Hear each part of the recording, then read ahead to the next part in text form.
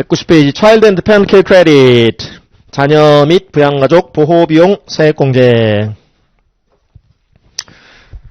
그래서 여러분들 그 문제집 핸드아웃을 좀 봐보시면 문제집 뒤에 스케줄 3 보고 계시는 거죠? 스케줄 3.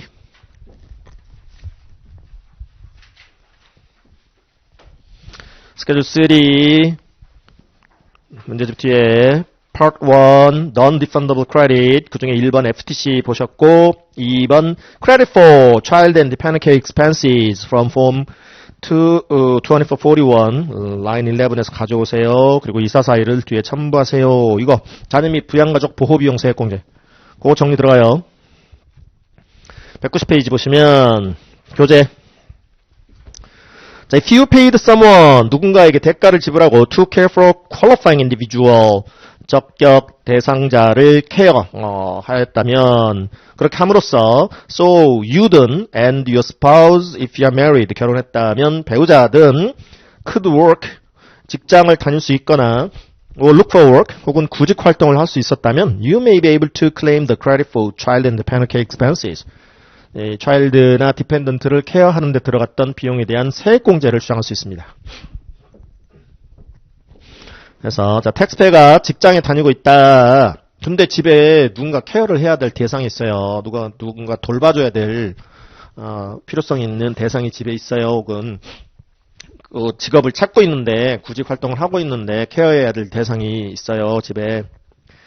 이때 차일드나 디펜던트 케어를 위해서 지출한 qualifying expenses 적격 비용 예를 들어서 daycare, babysitting 어린이집 보냈어요. 혹은 보모, babysitter 한테 봐달라고 했어요. 이렇게 해서 대가를 지불했어요. 비용이 발생했어요. 그러면 일정 금액 한도로 Child and Dependent Care Credit을 주장할 수 있습니다. 관련 양식이 있고 그러면 누구를 케어해야 될 필요성이 있다라고 인정을 해줄 거냐. Qualifying persons. As child who is your dependent 요건에 충족해야 되고 우리 전 회차 때 보시던 dependent 요건에 충족하는 자녀로서 who was under age 13 나이 13세 미만의 자녀 13세 미만의 자녀가 집에 있어요. 근데 부모는 지금 이 일을 알아보러 바깥에 나가야 되거나 혹은 직장에 다녀야 돼요. 그래서 케어해줄 누군가를 고용을 했어요. 그래서 비용이 발생했어요. 그런 거죠. 동그라미 2번 spouse든 dependent든 배우자든 부양가족이든 who was physically or mentally not able to care for himself or herself 셀프케어가 불가능한 spouse나 dependent가 있어요. 집에 나이 상관없이 이런 경우 care expenses가 발생할 수 있겠죠. 자, limitations rule입니다. limitation rules. Your credit, 이 세액공제는요, is a percentage of your work-related expenses. 해당 그 적격 비용의 일정 세액공제율을 적용한 값이에요. Your expenses are subject to the earned income limit. 그러나 earned income limitation 적용도 받아야 되고, and the dollar limit, 금액 한도 규정에 적용도 좀 받아야 돼요.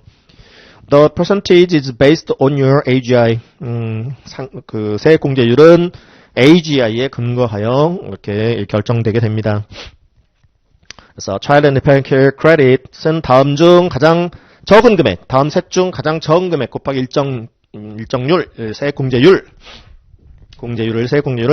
곱해서 계산하게 되는데요. 일단 적격 비용부터 실제로 지출한 적격 비용 qualifying expenses 먼저 계산하시고요. earned income limit 적용해보세요. 이때 미니멈 혹시 배우자가 있다면 배우자의 earned income과 본인의 earned income 비교해서 둘 중 적은 금액. 배우자가 없으면 그냥 본인의 earned income. 그래서 이 금액을 한도로만 합니다. 그래서 이 earned income limit이 있는 이유는 그러니까 아까 꼭 직장에 다니고 있는 그 기간 동안 발생한 qualifying expenses만 대상이 아니라 구직 활동 기간 중 발생한 비용도 qualifying expenses 해당이 돼요. 구직 활동 기간.